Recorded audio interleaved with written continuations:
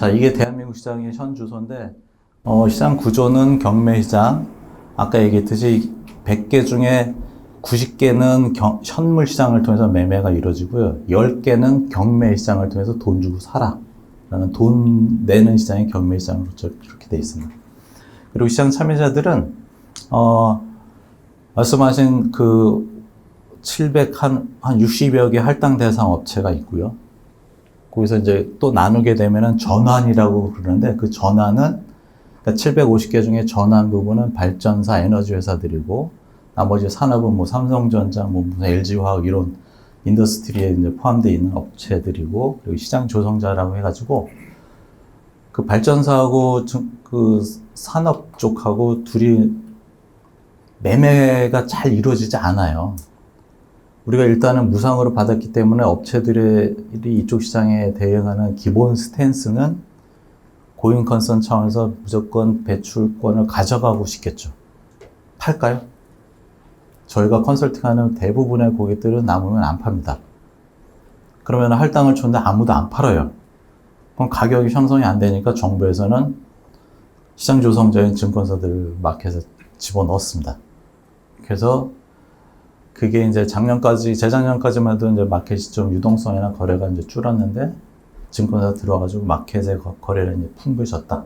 그렇지만은 가격에 대한 왜곡에 대한 문제점들도 있을 수 있습니다. 증권사가 들어왔기 때문에 그런 것들도 있고, 마켓 밸류는 발행량에다가 곱하기 가격한 거, 그게 시가총액이라고 그러는데, 그 탄소배출권, 대한민국의 탄소배출권 시장은 할당량 곱하기 탄소배출권 가격한 게 12조 원의 가치를 가지고 있습니다. 상당히 적죠.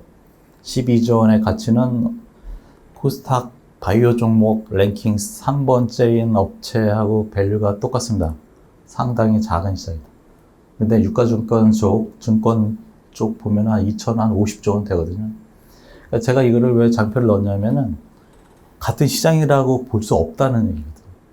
너무나 작은 시장이에요. 너무나 작은 시장인데 이제 너무나 많은 일들이 벌어져요. 그래서 옆에서 보기 안타깝다라는 거 하고, 그리고 아까 얘기했듯이 경매 유상할당에 대한 거는 실제로 할당 대상 업체들 중에 유상으로 하겠다는 업종이 따로 또 있어요. 할당 대상 750여 개 중에 그래서 일부를 또 띄어서 이 업종은 유상할당 업종입니다라고 딱 정의 내리고 거기서 유상할당 업종 안에서 또 10%를 또 하는 거예요. 그럼 파이가 전체가 아니라 부분에서 또 10%잖아요. 그렇게 카운트하지 말자. 그래서 정부는 우리는 그 유상할당을 10% 하고 있다라고 얘기를 하는데 그거는 그 업종에서의 10%지 할당 전체를 보면은 아니다라는 걸 저는 지적하고 싶은 거예요. 10%라고는 그거는 좀 거짓된 표현일 수 있고 실제로 전체에서 차지하는 돈 내고 사는 비중이 얼마냐? 1.5%밖에 안 됩니다. 그럼 98.5%는 다 무상이다. 아까 선생님 말씀하셨다시피 무상으로 되면은 다들 시장에 어떤 기대도 안 해요. 나머지는 그냥 다 다음으로 넘기고 그러죠. 그래서 그런 것들이 이제 문제가 된다. 그래서 돈 주고 사야지만 업체들이 실제로 뭐 뜨거 하면서 이제 감축에 대한 것들도 하고 그러겠죠. 그래서 시장에 대한 필요성은 또 딱 하나가 더 있어요. 우리 회사가 온실가스 줄이는 그 비용이 1톤을 줄이는데 제가 5,000원이 든다라고 가정해요. 5,000원이 들어요. 근데 시장에서 모자라면 내가 사야 되잖아요. 우리가 모자라가지고 우리 회사의 기술력이나 감축할 수 있는 여력을 조사해서 체크해보니까 1톤을 줄이는데 5,000원이라는 우리 내부의 코스트가 5,000원이고 시장에서 사려고 그러니까 15,000원이에요. 그럼 우리는 감축을 하겠죠. 만약에 뒤집어져가지고 시장에서 가격이 2,500원이에요. 그럼 나는 5,000원에 하지 말고 2,500원짜리 시장에서 사는 게 낫지. 그러니까 시장이 있어야 될 이유는 우리가 줄일 수 있는 원가에 대한 것들하고 비교하기 위해서 어느 것이 더 우리한테 비용이 덜 들까라는 어떤 대안의 차원에서 시장이 있는 거다라고 보시면 돼요.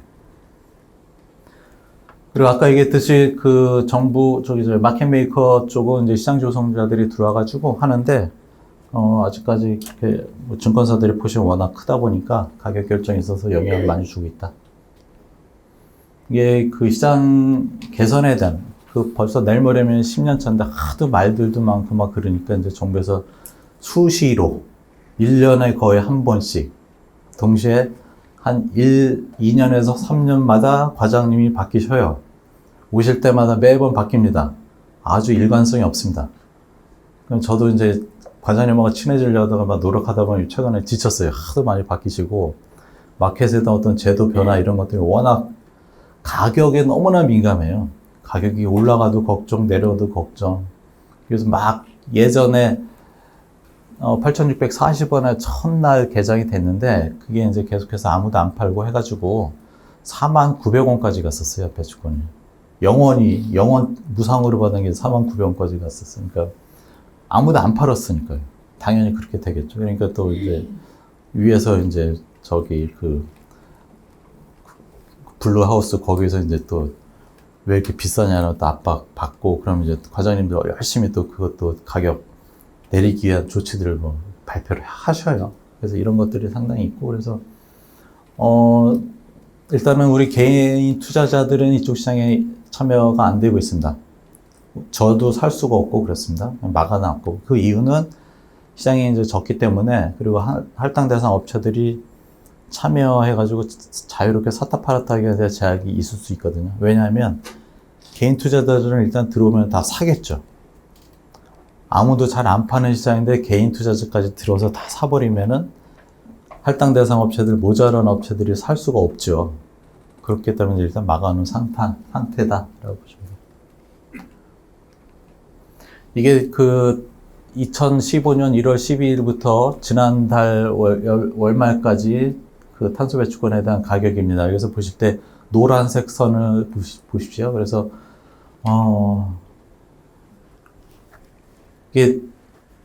이게 딱 해가지고 여기서부터 끊어가지고 이쪽이 코로나다라고 보시면 돼요. 코로나 때 가격 움직임, 여기 코로나 이전의 가격 움직임. 그래서 코로나 이전에는 다들 시장 초창기니까 아무도 안 파는, 그리고 경기가 저 때는 뭐 코로나 이전에는 그래도 좀 살아날 그 기미가 보였기 때문에 남으면 다 세이빙해서 넘겼다라는 것 때문에 가격이 올라갔고요.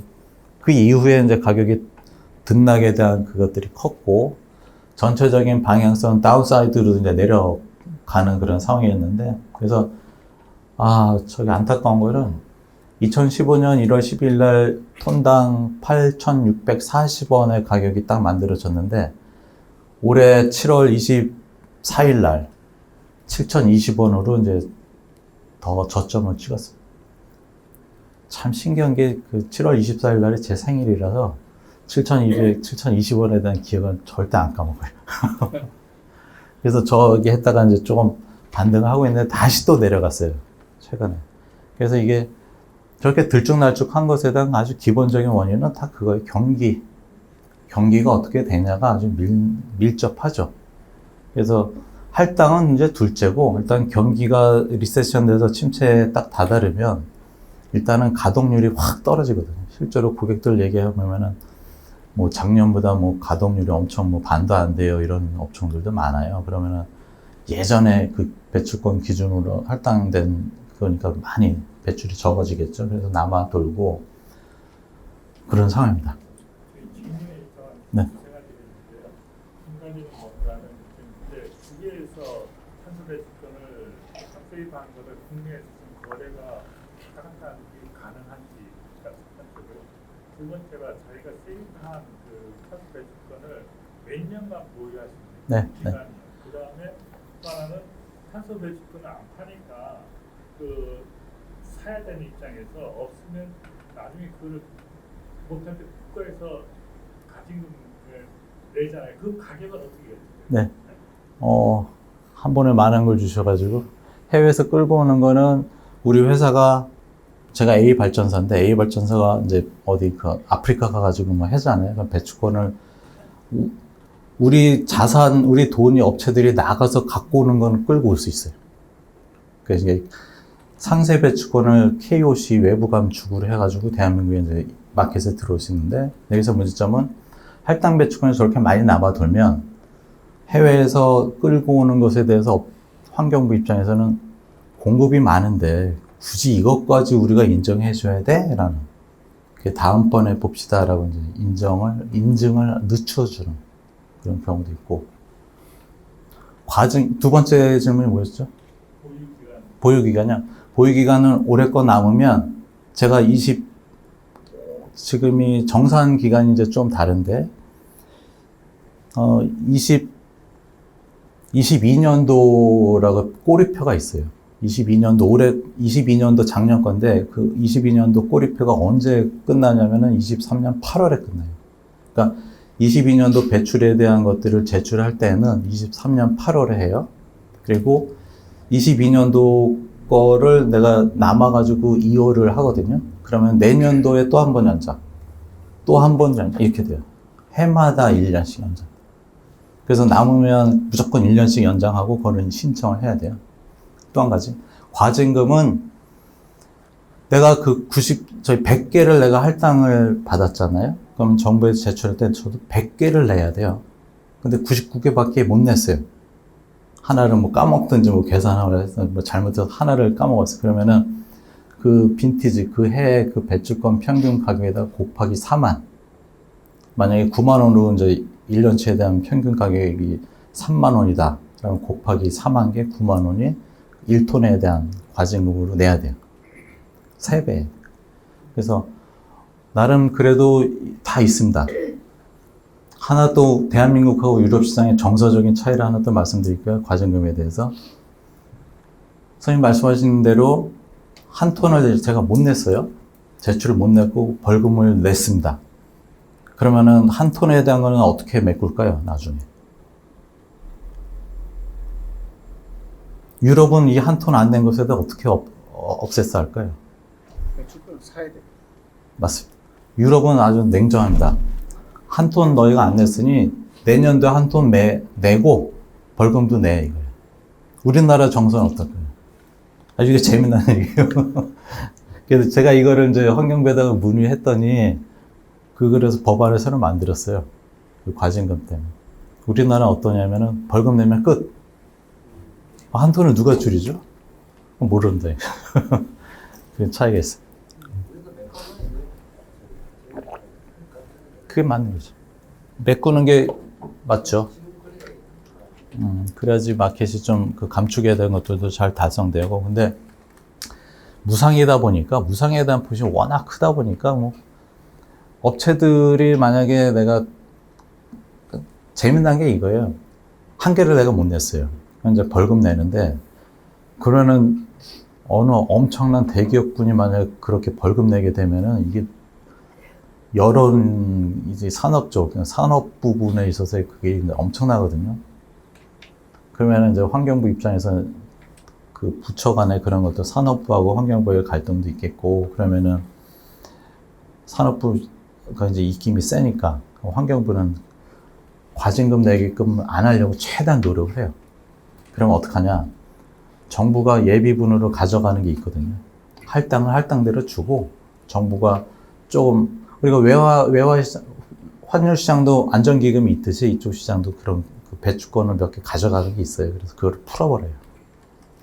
그 푼 게 여기 그래프에 보여요. 이겁니다. 이거. 저 당시에 업체들은 아무도 안 팔고 정부에 제출해야 되는 상황이 있고, 모자란 업체들이 나 시장에 사고 싶은데 아무도 안 파니까 못해요 라고 엄청나게들 얘기가 많으니까, 그럼 정부가 갖고 있는 거 풀어버립니다. 그래서 막대 그래프가 정산할 무렵에 그런 일이 있었다. 이게 뭐 하나 이게 버릴 게 없어요. 데이터들 이렇게 그림을 그리다 보면은. 그렇습니다. 시간이 많이 흘러가지고, 이거는 어찌됐든 최근의 데이터예요. 거래가 8월 말에 그 정산한다고 아까 말씀드렸잖아요. 그래서 이번 연도도 8월 말까지 거래가 확 있다가 그 이후에는 아무도 거래 안 해요. 방학 숙제를 제출했기 때문에 그 이후에는 이제 끝나는 거예요. 아무도 안 해요. 저희 거래되는 거 밑에 막대 그래프 조그만 거 있잖아요. 저거는 이제 증권사들, 시장 조성자들, 증권사들 자기네들끼리 거래하는 거예요. 그러니까 이게 고기 거래되는 그 시기가 6월달, 6, 7, 8월 달에 이제 집중돼요. 제출해야 되니까 그때 이제 남은 거, 모자란 거 업체들 다 카운트해서 이제 매매가 이루어지는 거죠. 그 이외의 기간들은 저렇게 거래가 아주 적다.